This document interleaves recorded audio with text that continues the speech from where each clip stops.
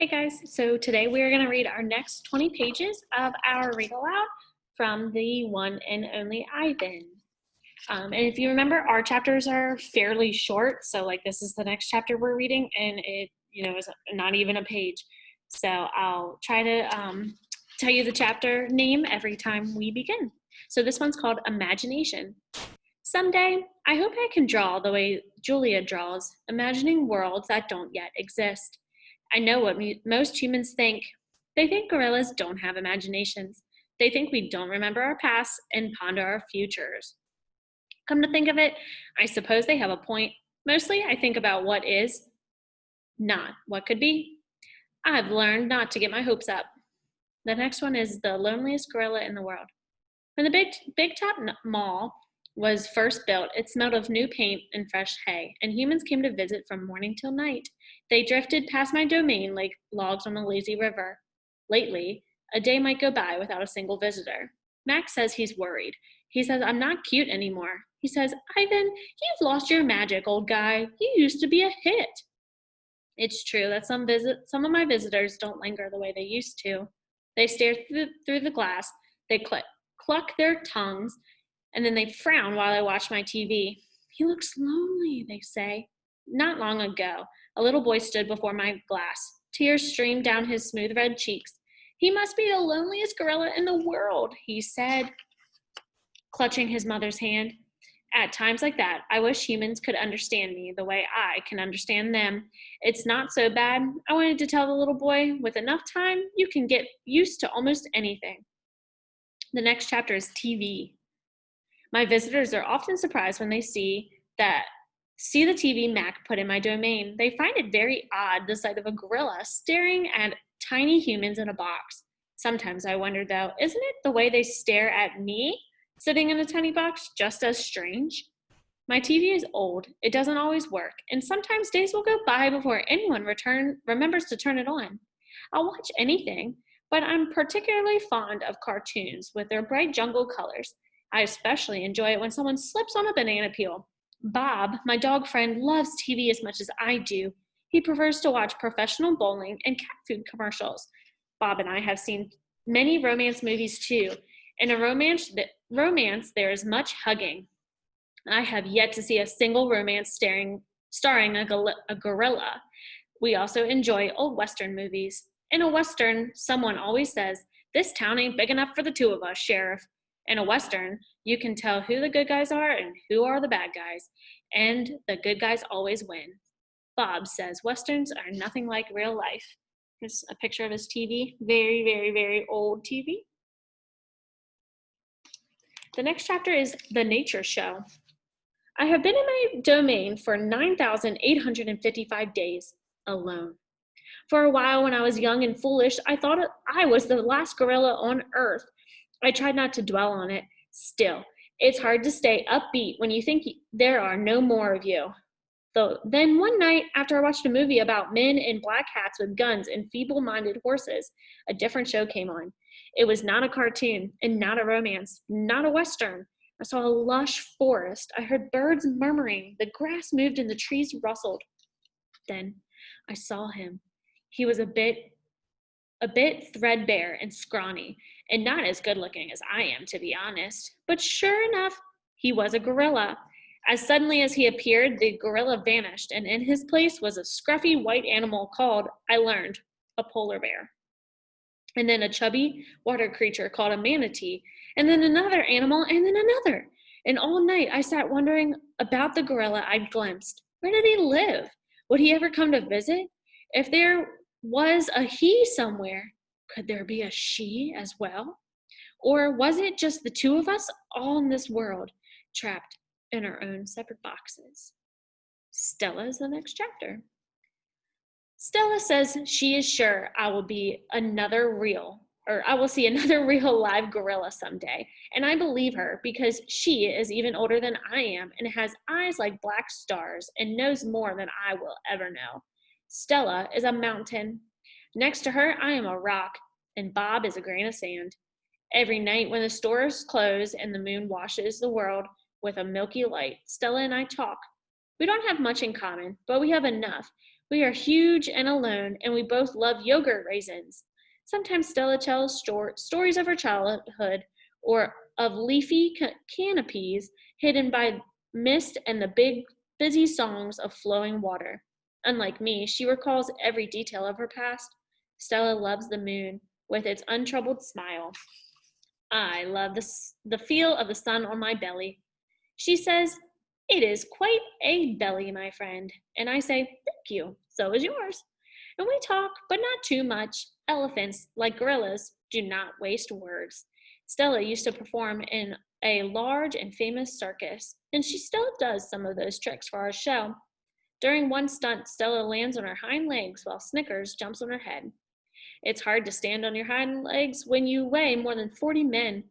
But if you are a circus elephant and you stand on your hind legs while a dog jumps on your head, you get a treat. If you do not, the claw stick comes swinging. Elephant hide is thick as bark on an ancient tree, but a claw stick can pierce it like a leaf. Once Stella saw a trainer hit by a bull elephant with a claw stick. A bull is like a silverback noble contained calm, like a cobra is calm.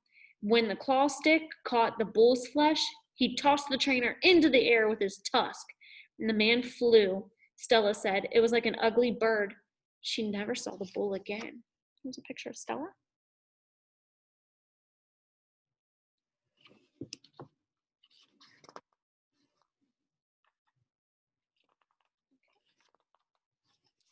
Stella's Trunk is the next chapter. Stella's trunk is a miracle. She can pick up a single peanut with elegant precision, tickle a passing mouse, and tap the shoulder of a dozing keeper. Her trunk is remarkable, but it still can't unlatch the door of her tumble-down domain. Circling Stella's legs are long ago scars from all the chains that she wore as a youth.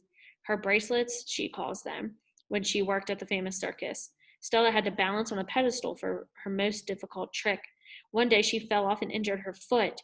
And when she was lame and lagged behind the other elephants, the circus sold her to Mac. Stella's foot has never healed completely. She limps when she walks, and sometimes her foot gets infected when she stands in one place for too long. Last winter, Stella's foot swelled to twice its normal size. She had a fever and she'd lay on the damp, cold floor of her domain for 5 days. They were very long days. Even now, I'm not sure she's completely better. She never complains, though, so it's hard to know. At the Big Top Mall, no one bothers with iron shackles. A bristly rope tied to a bolt in the floor is all that's required. I think they think I'm too old to cause trouble, Stella says. Old age, she says, is a powerful disguise. Next one is called A Plan. It's been 2 days since anyone's come to visit. Mac is in a bad mood. He says we are losing money hand over fist. He says he is going to sell the whole lot of us. When Thelma, a blue and yellow macaw, demands, "Kiss me, big boy," for the third time in 10 minutes, Mac throws a soda can at her, and Thelma's wings are clipped so that she can't fly, but she can still hop. She leaps aside just in nick of time. "Pucker up," she says with a shrill whistle. Max stomps to the office and slams the door shut. I wonder if my visitors have ever grown tired of me. Maybe if I learn a new trick or two, it'll help. Humans do seem to enjoy watching me eat. Luckily, I am always hungry. I am a gifted eater. A silverback must eat 45 pounds of food a day if he wants to stay a silverback. 45 pounds of fruit and leaves and seeds and stems and bark and vines and rotten wood. Also, I enjoy the occasional insect. I'm going to try to eat more. Maybe then we will get more visitors. Tomorrow I will eat 50 pounds of food, maybe even 55. That should make Mac happy. Next one is Bob. I explain my plan to Bob. Ivan, he says, "Trust me on this one. The problem is not your appetite." He hops onto my chest and licks my chin, checking for leftovers. Bob is a stray, which means he does not have a permanent address. He is also so speedy, so wily, and the mall workers long ago gave up trying to catch him. Bob can sneak into cracks and crevices like a tracked rat. He lives well off the ends of hot dogs he pulls from the trash. For dessert, he laps up some spilled lemonade and splattered ice cream cones. I've tried to share my food with Bob, but he's pretty picky, and he says he prefers to hunt for himself. Bob is tiny and wiry and fast, like a barking squirrel. He is nut-colored and big-eared. His tail moves like weeds in the wind, spiraling and dancing. Bob's tail makes me dizzy and confused. It has meanings within meanings like human words. I'm sad, it says. I'm happy. It says, beware, I may be tiny, but my teeth are sharp. Gorillas don't use their tails for that. Our feelings are uncomplicated. Our rumps are unadored. Bob used to have 3 brothers and 2 sisters. Humans tossed them out of a truck onto the freeway when they were just a few weeks old, and Bob rolled into a ditch. The others did not. That's really sad. There's a picture of Bob.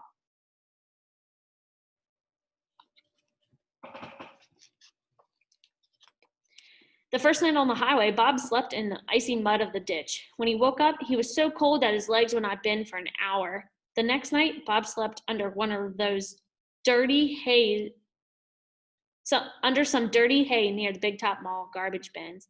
The following night, Bob found the spot in the corner of my domain where the glass was broken.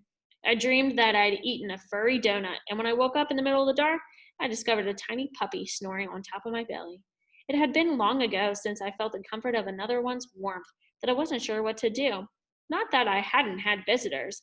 Mac had been in my domain, of course, and many of the other keepers. I'd seen my share of rats zip past and the occasional wayward sparrow that fluttered in through the hole in my ceiling. But they never stayed long. I didn't move all night of fear of waking Bob. The next chapter is called Wild. Once I asked Bob why he didn't want a home. Humans, I'd noticed, seemed to be irrationally fond of dogs, and I could see why a puppy would be easier to cuddle with than, like, say, a gorilla. Everywhere is my home, Bob answered. I am a wild beast, my friend, untamed and undaunted. I told Bob he could work in the shows like Snickers, the poodle who rides Stella. Bob said Snickers sleeps on a pink pillow in Mac's office. He said she eats foul-smelling meat from a can. He made a face, and his lips curled, revealing tiny needles of teeth. Poodles are parasites. The next chapter is called Picasso. Mac gives me a fresh crayon, a yellow one, and 10 pieces of paper. Time to earn your keep, Picasso, he mutters. I wonder who Picasso is. Does he have a tire swing like me? Does he ever eat crayons? I know I've lost my magic, so I tried my very best. I clutch the crayon and think. I scan my domain. What is yellow? A banana? So I draw a banana. The paper tears, but only a little. And I lean back and Mac picks up the drawing. Another day, another scribble, he says. 1 down, 9 to go. What else is yellow? I wonder, scanning my domain. I draw another banana. And then I draw 8 more. And that's the end of our 20 pages.